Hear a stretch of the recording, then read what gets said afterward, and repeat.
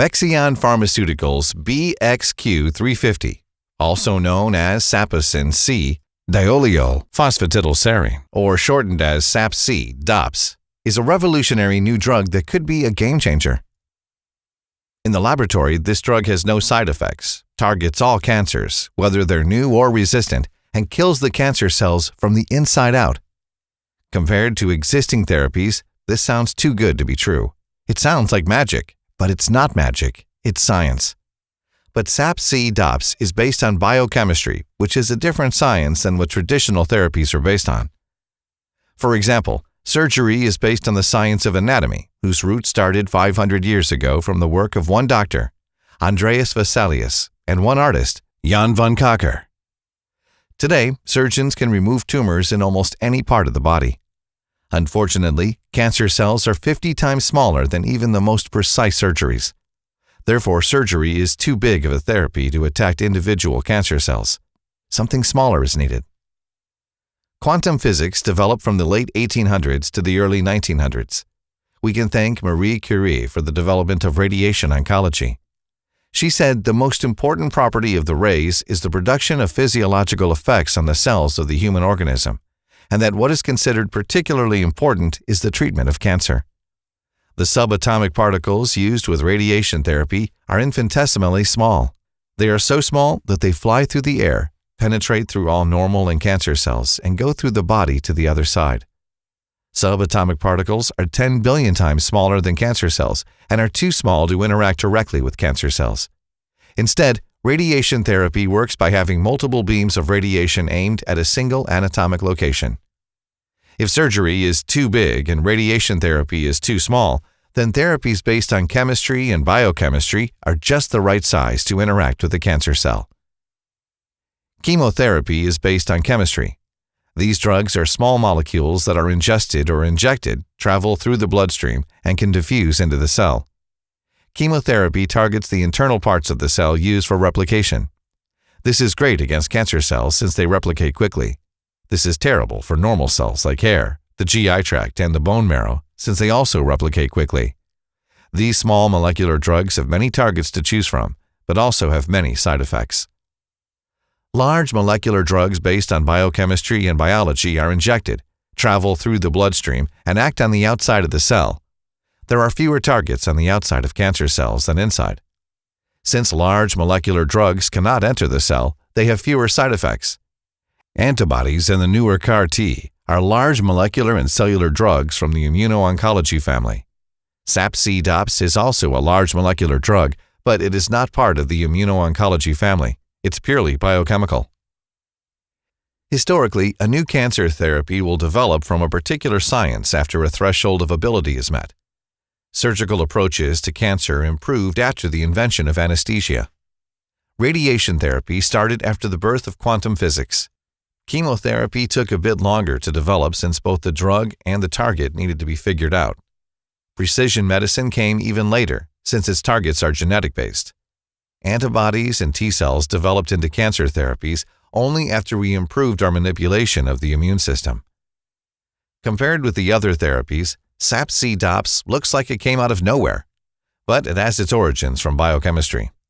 Its history spans over many decades, with discoveries coming from many scientists. What follows is the proof that SapC-DOPS has reached the threshold of ability as a biochemically based cancer drug. Since both the drug and the target are biochemical, a perfect or near-perfect match is needed like a lock and key. On the top line, we have a timeline with the discoveries that relate to SapC-DOPS, the key. On the bottom, we have a timeline for cancer, the lock. Cancer has been found in Egyptian mummies and even dinosaur bones. One researcher argued that its origins go back even further, since the genetics of cancer has been found in the hydra, a primitive multicellular organism. The researcher concluded, quite pessimistically, that since the genetics of cancer are present with such a primitive life like the hydra, cancer will always be with us. On the flip side, since cancer's code came at an ancient time and since our normal cells' more sophisticated code developed afterwards, there was an evolutionary divergence. And whenever there is a divergence, there might be some differences that we can target. These differences are what SapC-DOPS exploits. One of the origins of Gaucher disease goes back hundreds instead of millions of years. In the most northern province in Sweden, Norrbotten, Swedes have been living above the Arctic Circle for hundreds of years. Many came to buy reindeer furs from the Sami, an indigenous group known to herd reindeer. As is often the case, geographic isolation leads to a change with language. Swedish spoken in Norrbotten is different from Swedish spoken in Stockholm. Also, geographic isolation can lead to a change with genetics. At some point in time, a population bottleneck event occurred, and a founder effect led to a high rate of type 3 Gaucher disease. In 1882, a French dermatologist named Philippe Gaucher described the first case of Gaucher disease. She was a 23-year-old woman who had a large spleen. He also noted that there were unusually large cells in the patient's spleen. In the early 1900s, Otto Warburg proved that large amounts of energy will be created and consumed when cells divide and grow to large numbers. When he fertilized sea urchin eggs, the rapid cell division and growth carried out during the embryogenesis was matched by a large consumption of oxygen. When he measured fast replicating cancer cells, he found something different. The oxygen levels stayed the same, the glucose level dropped, and the lactic acid levels increased. This is known as the Warburg effect.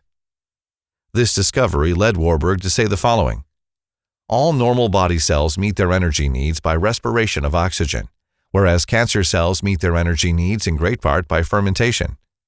From the standpoint of the physics and chemistry of life, this difference between normal and cancer cells is so great that one can scarcely picture a greater difference. Today, we take advantage of this great difference using a glucose analog with PET scans to determine metastasis with cancers. There are some researchers looking for targets related to the Warburg effect inside cancer cells. Cancer cells excrete so much lactic acid that solid tumors are known to have an acidic pH of 6, which is greatly different from normal cells who have a neutral pH of 7. Acid negatively affects some chemotherapy drugs. Until SapC-DOPS came around, acid was never thought of as a target. In 1971, Ho and O'Brien isolated Saposin C from the spleen of a 12-year-old female with type 3 Gaucher's disease. Many decades would pass before scientists would find a biochemical characteristic as dramatic as the Warburg effect. Normal cells use flippase and floppase to produce an uneven distribution of the phospholipids between the outer and inner membranes. Phosphatidylserine remains in the inner membrane with normal cells except for a couple of cases. When phosphatidylserine moves to the outer membrane on platelets, coagulation and clotting occur. When cells undergo apoptosis, phosphatidylserine moves to the outer membrane and acts as an eat me signal for macrophages. In 1991, Utsuji and his co-workers at MD Anderson found that phosphatidylserine moves to the outer membrane with cancer cells. This is significant. Normal cells have no phosphatidylserine on the outer membrane. Cancer cells have phosphatidylserine on the outer membrane. Though this is not an official title, we could call this difference with the outer membranes the Utsugi effect. With SapC-DOPS, the Utsugi effect is as important as the Warburg effect. Also noteworthy, phosphatidylserine is on the outer membrane of primary and metastatic cancer cells. Phosphatidylserine is also on the outer membrane of cancer cells found within tumor-made vessels. Lastly, chemotherapy and radiation therapy causes cancer cells to express more phosphatidylserine on the outer membrane. Saposin C is a protein that exists in the lysosome. It's studied by Gaucher disease researchers because it helps the enzyme glucocerebrosidase that is often damaged or missing with Gaucher disease. In 1992, Kishimoto showed that Saposin C could bind with phosphatidylserine. This matches with the Utsugi effect. This combination also triggers the glucocerebrosidase to produce ceramide and glucose inside the lysosome. In 1995, Vaccaro showed that Saposin C has a pK of 5.4. With a pH of 7, Saposin C is in the helix form. With an acidic environment, like the lysosome, the Saposin C converts into a boomerang form. This matches with the Warburg effect. And in 2001, Chi showed that this boomerang form could restructure the membrane, allowing Saposin C to get between the inner and outer layers, or even fuse through it. In 2002, Xiaoyang Shi killed cancer biochemically for the first time in history. 4 years later, Bexion Pharmaceutical is formed, and 10 years after that, the first testing with humans started. SapC-DOPS is made of two parts, Saposin C and phosphatidylserine. They combine this way. Then many copies are placed in a sphere. It only has one layer. Sometimes the phosphatidylserine faces out, and sometimes the Saposin C faces out. SapC-DOPS is very small. It has a diameter of 200 nanometers. A cancer cell has a diameter of 20,000 nanometers. A cancer cell has two layers, an outer membrane and an inner membrane. A cancer cell excretes acid and has phosphatidylserine on the outer membrane. Normal cells do not excrete acid and do not have phosphatidylserine on the outer membrane. When SapC-DOPS reaches cancerous acid, the Saposin C part changes from a helix to a boomerang form. The boomerang form of Saposin C allows the SapC-DOPS to attach the phosphatidylserine on cancer's outer membrane. Then SapC-DOPS can kill a cancer cell in one of two ways. In the first way, SapC-DOPS folds into the membrane. The Saposin C part attaches to an enzyme like acid sphingomyelinase. The enzyme converts sphingomyelin into ceramide and phosphorylcholine. If a lot of ceramide is created, the cancer cell will undergo apoptosis. This is the second way SapC-DOPS can kill a cancer cell. SapC-DOPS will attach to the outer membrane, fold into the membrane, and then go inside the cancer cell.